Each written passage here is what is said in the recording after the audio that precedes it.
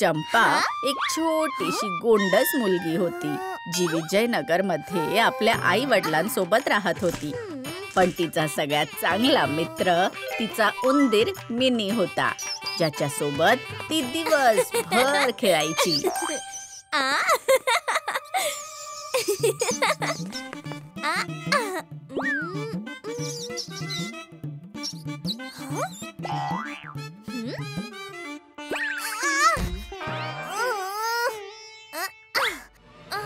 ठीक आहे मिनी, नको येऊस. मी तर तुझ्यासाठी भात आणला होता.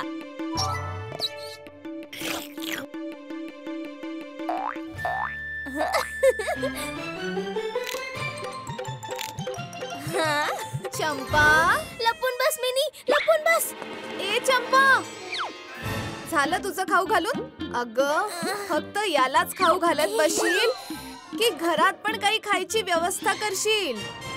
जा आणि सुकी लाकडं घेऊन ये, तेव्हाच जेवण बनवता येईल. मीही गेले आणि ही आले.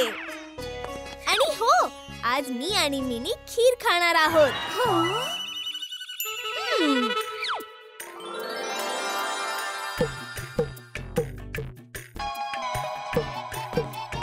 चंपा जंगलात लाकडं शोधता शोधता थकून गेली, पण तिला वाळलेली लाकडं कुठेच मिळाली नाहीत. कुठून आणू वाळलेली लाकडं? चंपा एवढी थकली होती की बसताच तिचा डोळा लागला, आणि मग जे तिच्यासोबत झालं त्याचा तर तिने कधीच विचार केला नव्हता. चंपा, चंपा,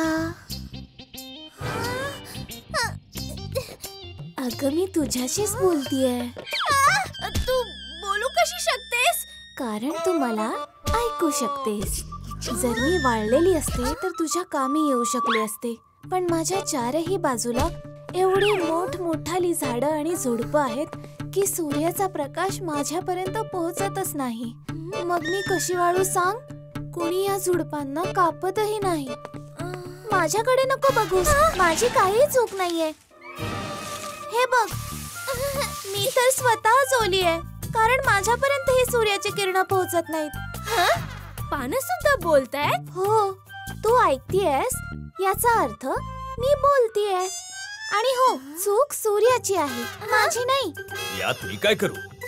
मला तर सगळ्यांना उजेड द्यायचा आहे, पण हा काळा ढग मला वारंवार झाकून टाकतो. मला दोष देऊ नकोस, आत्ता दाखवतो. बघितलंस, ही हवा मला इतर कुठे जायला देईल तेव्हा ना.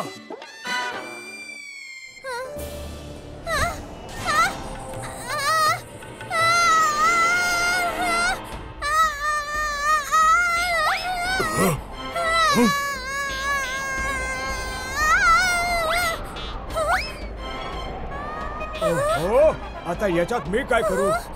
समोर तो उंच महाल दिसतोय का? त्याचं द्वार तर नेहमी बंदच असतं. मग मला सांग, मी त्या बाजूला कसं काय बरं जाऊ? सगळ्यांचं बोलणं ऐकल्यानंतर चंपाला वाटलं की ही सगळी अडचण राजमहालाच्या द्वारामुळे होत आहे, म्हणून ती सरळ राजमहालात जाऊन महाराणीला भेटली. तर तुला जाणून घ्यायचंय की मी द्वार बंद का ठेवते? त्या पोपटाला बघतीयस? तो मला इतक्या चांगल्या चांगल्या गोष्टी ऐकवतो की माझी इच्छा नाहीये की द्वार उघडल्याने त्याला काही बाधा यावी.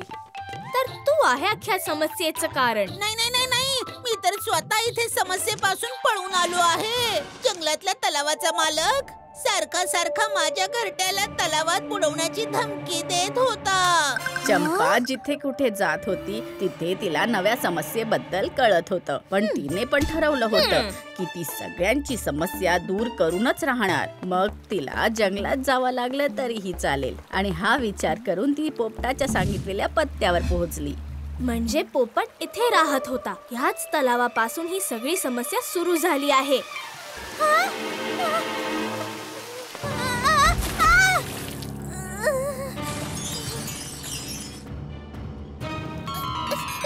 तू कोण आहेस? या तलावाचा मालक, आणि माझा उद्देश त्या पोपटाला इकडून पळवण्याचा अजिबात नव्हता. तो हत्ती आहे ना, तो रोज येऊन मला धमकी देत होता की तो या तलावाचं सगळं पाणी पिऊन टाकेल. आणि म्हणूनच त्याचा सगळा राग मी त्या बिचाऱ्या पोपटावर काढला. रागावर नियंत्रण ठेवलं पाहिजे ना. माहितीये तुमच्या रागामुळे किती मोठी समस्या निर्माण झाली आहे. सगळे त्रासलेले आहेत.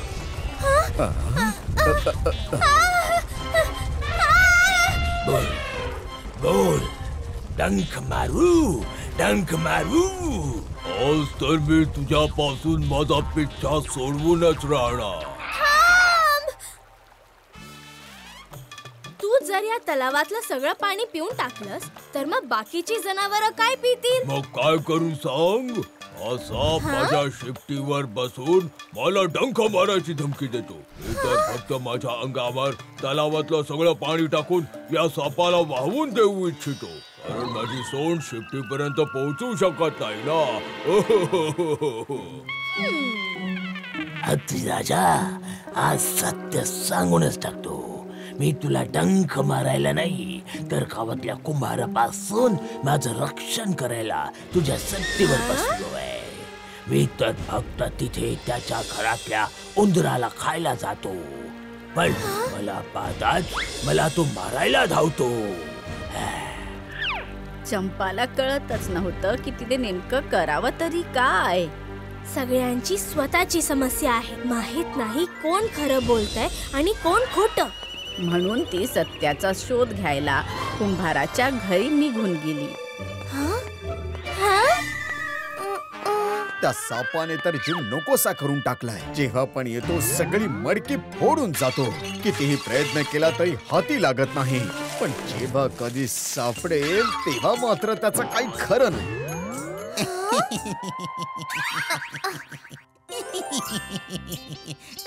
तू काय एवढं हसतोयस? हसू नको तर काय करू? किती मूर्ख माणूस आहे. अगं, त्याला एवढं सुद्धा माहिती नाहीये की साप मडकी तोडण्यासाठी नाही तर मला खाण्यासाठी येतोय. म्हणजे मी इथे खाण्याच्या शोधात येतो. बस 4 दाणे भाताचे शीत आणि याने बनवलेल्या मडक्यामध्ये माझी राहण्याची सोय सुद्धा होते. काय? डोंगर पोखरून उंदीर निघाला. अरे भाऊ, तुला कल्पना तरी आहे का तुझे 4 दाणे तांदळाच्या नादात किती मोठी समस्या निर्माण झाली आहे? मला काय माहित. अच्छा, आता ऐक. जर ते तांदूळ मी तुला दिले तर? मग मी कशाला इथे येईन? ठीक आहे मित्रा, माझी मैत्रीण मिनी तुला धान्य आणून देईल आणि जेव्हा ते संपेल तेव्हा परत पाठवून देईन. पण पुन्हा इथे येऊ नकोस. चंपाने त्या उंदरासाठी धान्य पाठवायला सुरुवात केली आणि सगळं काही ठीक झालं. उंदीर तिथे न मिळाल्याने सापाने तिथे येणं बंद केलं. सापाच्या जाण्याने हत्ती पण खुश झाला आणि तलावाच्या मालकाला कधीही त्रास न देण्याचं वचन दिलं. चंपाने ही बातमी पोपटापर्यंत पोहोचवली आणि पोपट परत त्याच्या घरी आला. पोपट जाताच महाराणीने तिच्या खोलीचा दरवाजा उघडला, ज्याने हवा खोलीच्या आरपार वाहायला लागली. त्यानंतर तलावाच्या मालकाने पोपटाला कधी त्रास नाही दिला आणि सूर्याच्या समोरून ढगही हटले. आता सूर्याच्या खालची किरणं सरळ झुडपांवर पडायला लागली, ज्याने लवकरच त्या सुकायला लागल्या आणि तिथे ठेवलेली ओली लाकडं सुद्धा सुकली. चंपा, झोपलीस का? उठ. अगं, लाकडं आणायला सांगितली होती. लाकडं गोळा करून झोपून स्वप्न बघायला लागलीस की काय? स्वप्न? कुणास ठाऊक हे स्वप्न होतं की सत्य. पण आई, तांदळाचे 4 दाणे जग बदलू शकतात. हे काय बोलतेस तू? काही नाही आई, तू फक्त मला दर आठवड्याला थोडे तांदूळ देत राहा. चंपाच्या आईला काहीच कल्पना नव्हती की चंपाला नेमकं काय म्हणायचं होतं. पण आई तर अखेर आईच असते. तिने चंपाला काहीही न विचारता 1 मूठ तांदूळ देऊन टाकले आणि चंपा खुश झाली. अम्मा, बहुतेक चंपाप्रमाणे नुनी पण दिवसा ढवळ्या स्वप्न पाहत होती. मी दिवसा स्वप्न बघत असेन किंवा नसेन, पण तुला दिवसा तारे नक्की दाखवू शकते. थांब. If you like this video, subscribe to our channel Murthy Media.